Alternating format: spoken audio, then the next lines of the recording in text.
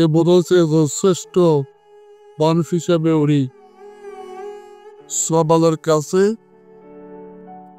মানবতার কাছে একটা মানবিক টিস্যু হিসাবে স্মরণীয় থাকবে। ক্লাস নেওয়ার ওনার যে স্টাইল, যে সুন্দর করে পড়াতেন, ছাত্রের সাথে ক্লাস করা আমি এমবিকে দিতে ক্লাস, কারণ ওকে স্ট্রাকচারও ধরে টিচার মাস্টার দ্বারায় 4 বছর স্কুল পড়তেন, পুরো ছাত্রী ক্লাস নেয়। ওনার লেখা, ওনার দেখা, ওনার বলা, ওনার উপস্থাপন প্রত্যেকটা ভিতরে একটা ট্রেনিংয়ের মতো ছিল। স্যারের এমন পার্সোনালিটি, যত সমস্যা কেন ওই টেবিল আপনি দেয়া সেভাবে মাইতেন। ইসলাম সাহেব সম্পর্কে কিছু বলার নাই। উনি একটু অসাধারণ মানুষ ছিলেন। শিক্ষাবিদ, গবেষণার ক্ষেত্রে, সমাজসেবা, ডাক্তারি জন্য সম্প্রীতি এবং উচ্চশিক্ষার জন্য উনি যে অবদান রেখে গেছেন সেটা আমরা সবাই জানি।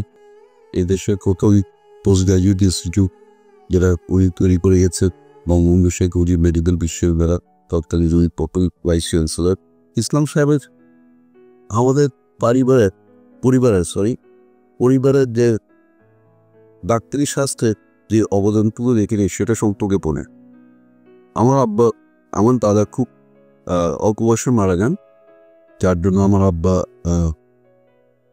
পোস্ট গ্রাজুয়েট স্টাডিজ করতে পারেনি, তো ফ্যামিলিকে দেখতে হয়েছে। ইসলাম সাহেব 1954 কিউতে ইউনিভার্সিটি পড়েছে। 63 সালে অনেকটা জোর করে উনি আমার আব্বাকে জোর করে উৎসাহ দিয়ে পাঠিয়ে দিলেন ইউকেতে এমআরসিপি করার জন্য, এবং আব্বা পরবর্তী এমআরসি কাম করে চট্টগ্রামে ফিরে আসতেন। ওরা দুজন মিলে অনেক কিছু করেছেন। IAHS সৃষ্টির পিছনে দুজনের অবদান ছিল। তো সেটা ছিল আমার আব্বার জন্য অবদান, ওনার চিকিৎসক হিসাবে তৈরি করা। এই যে পৃথিবীতে মানুষ আসে যায়, কিন্তু তার মধ্যে এমন কিছু মানুষ আছে যারা তাদের পদচিহ্নের কিছুদিনের জন্য হলেও রেখে যেতে পারে। যারা যত বেশি করে রেখে যাবেন তাদের পদচিহ্ন, তাদেরকে আমরা স্মরণ করব। এবং আজকে সেই জন্যই আমরা এখানে একত্রিত হয়েছি। জাতীয় অধ্যাপক ডাক্তার নুরুল ইসলাম বাংলাদেশের অন্যতম সেরা চিকিৎসক। তিনি বঙ্গবন্ধু শেখ মুজিবুর রহমানের ব্যক্তিগত চিকিৎসক ছিলেন। তাছাড়াও তিনি মৌলানা ভাসানী, জাতীয় কবি নজরুল ইসলাম, পল্লী কবি জসিমউদ্দিন, মৌলানা আকরাম খান, ডাক্তার শহীদুল্লাহ, সাংবাদিক আব্দুল গনি হাজারি, শিল্পাচার্য জয়নুল আবেদিন, সাংবাদিক নাসিরউদ্দিন সহ অসংখ্য মানুষের চিকিৎসা করে এতটাই সুনাম অর্জন করেন যে দেশের অধিকাংশ লোক তাকে সন্তান সঙ্গে স্মরণ করে। এমনকি ডাক্তার নুরুল ইসলামকে নিয়ে কবি জসিমউদ্দিন এবং সুফিয়া কামাল কবিতাও রচনা করেছিলেন। ধূমপান নিবারণের বিষয়ে আধুনিক প্রতিষ্ঠা করে এর কার্যক্রম এতটা বিস্তৃত করেছেন যে বিশ্ব স্বাস্থ্য সংস্থার মহাপরিচালক 3বার তাকে বিশেষ পদকে ভূষিত করেন। চট্টগ্রামে প্রতিষ্ঠা করেছে বাংলাদেশের প্রথম বেসরকারি বিজ্ঞান প্রযুক্তি বিশ্ববিদ্যালয়, যেখানে দেশ বিদেশের ছাত্রছাত্রীরা চমৎকার পরিবেশে অত্যন্ত উঁচুমানের শিক্ষা গ্রহণ করছেন। বিশ্ববিদ্যালয়ের নিজস্ব ক্যাম্পাসে হাসপাতাল, অডিটোরিয়াম, আবাসিক ও অন্যান্য সুবিধা আছে। ওনার জীবনের বর্ণিল সময়গুলা শরীফ বলে গেছে। আসলে একটা কমপ্লিট ম্যান, শুধুমাত্র একজন ডাক্তার না, সমাজের প্রত্যেকটা আন্দোলনের সাথে উনি জড়িত ছিল এবং এই টোটাল সমাজ ব্যবস্থাকে পরিবর্তনের সাথে ওনার অনেক অবদান রয়ে গেছে। উনি একজন প্রথিতযশা, একজন ইন্টার্নিস্ট, জাতীয় অধ্যাপক ছিলেন। উনি একজন এত ভালো উচ্চমানের অ্যাডমিনিস্ট্রেটর ছিলেন। উনি বলে গেছেন তখন যেটা IPGMR ছিলেন, উনি ঠিক 8টার সময় মেঙ্গেরি দায় হাঁটতে 15 অধ্যাপক ওনার চেয়ে যায়, অনেক অধ্যাপক ছিল তখন, ঠিক 8টার সময় ওনার সামনে দিয়ে ঢুকতে হইত। এটা নিয়ে হয়তো অনেক নেগেটিভ সমালোচনা ছিল, কিন্তু আমি মনে করি একজন বোর্ড অ্যাডমিনিস্ট্রেটরের যেই পার্সোনালিটি ছিল, তো আমার মতো যদি ওই জায়গায় কেউ হয়তো আমাকে ধাক্কা দিয়ে চলে যেত, কিন্তু ওই ইনস্টিটিউট দাঁড় করে গেছে, কোথায় চলে গেছে এখন আপনারা দেখতে পাচ্ছেন। উনি বিসিবিএস প্রতিষ্ঠার সাথে জড়িত ছিলেন। তখন আমি যখন স্টুডেন্ট ঢাকা মেডিকেল কলেজে, তখন সমস্ত প্রফেসররা ছিলেন, বিশেষ করে মেডিসিন, সার্জারি, গাইনি প্রফেসররা ছিলেন, সব রয়্যাল ডিগ্রি, রয়্যাল কলেজের ডিগ্রি ছিলেন, এমআরসিপিএ, হরসিএস, গাইনি।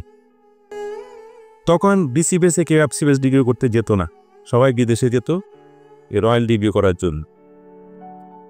তখন আর ওই সময়ে যে প্রফেসররা তখন বলতে যেটা করে যে কোথায় লিভারপুলের ডিগ্রি আর কোথায় চাঙ্কারপুলের ডিগ্রি, মানে বিসিবিএসের ডিগ্রিকে অবহেলা করা হবে। সেইখানে নুর ইসলাম স্যার নিজে দাঁড়ায় নিজে স্টুডেন্টদেরকে এনকারেজ করে আজকে বিসিবিএস একটা মহিরব প্রতিষ্ঠাতা দাঁড়িয়ে গেছে। সব আমি মনে করি যে এই অবদানের পিছনে নুর ইসলাম স্যারের বিশাল হাত রয়েছে। স্যার সাথে যোগাযোগ করে একদিন আমার নানি সেই স্যারের কাছে নিয়ে গেছিলেন। স্যার তখন বসতেন আন্দবিল্লা। স্যার আমার নানিকে 1.5 মাস সময় করার পর, ট্রিটমেন্ট করার পর বলে যে আপনি আপনার মাকে ভি করে যান, তুই তো আমার মা আছেন, আমার মা একা থাকেন, আপনি আপনার মাকে নিয়ে ভিতরে যান। তার আমার মা গেলেন, স্যারের মা অনেকক্ষণ গল্প করলেন এবং এসো আপনি তো তা মা বুঝতে পারেন। এবং আমরা জানি স্যার কিরকম মা খুব ছিল। স্যার মায়ের পারমিশন ছাড়া কোনো কিছুই করতেন না, সব কিছু স্যার মায়ের পারমিশন নিয়ে করতেন।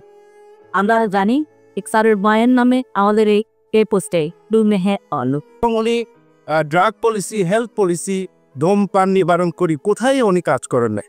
উনি একজন সমাজসেবী ছিলেন, উনি একজন রাজনীতি সচেতন ব্যক্তিত্ব ছিলেন। স্যারকে আমি অনেক জায়গায় দেখেছি, যেমন পরে IHS টিচারের মধ্যে ছিল। স্যারের ব্যক্তিত্বের কারণেই কিন্তু একটা মেডিকেল কলেজ চট্টগ্রামে গড়ে উঠছে।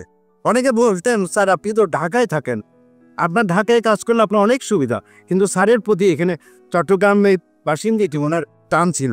সেজন্য উনি এই অনেক কষ্টের মধ্যে, এত প্রতিকূলতার মধ্যে উনি কিন্তু IHS এস্টাবলিশ করছেন সেই টিনের সাথে।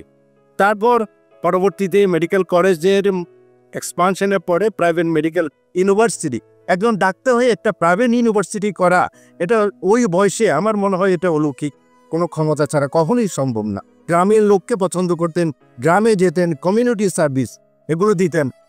আর একটা গুরুত্বপূর্ণ বিষয় হচ্ছে স্যার যদি ওষুধ নীতি না করতেন, আগে ছোট বাচ্চাদের অ্যালকোহল মিক্স, গ্রাইভ ওয়াটার ছিল, ভিটামিন দিত, এগুলো একদম পছন্দ করতেন না, বইগুলি এস্টাবলিশ করে গেছে। স্যারের প্রেসক্রিপশন যদি আপনারা দেখেন, একটা ছোট্ট প্রেসক্রিপশন 3টা বা 4টা, হাইয়েস্ট 4টা ওষুধ লিখতেন, প্রয়োজন ছাড়া উনি ওষুধ লিখতেন না। ভিটামিন এটা সেটা খুবই বিরুদ্ধে ছিলেন।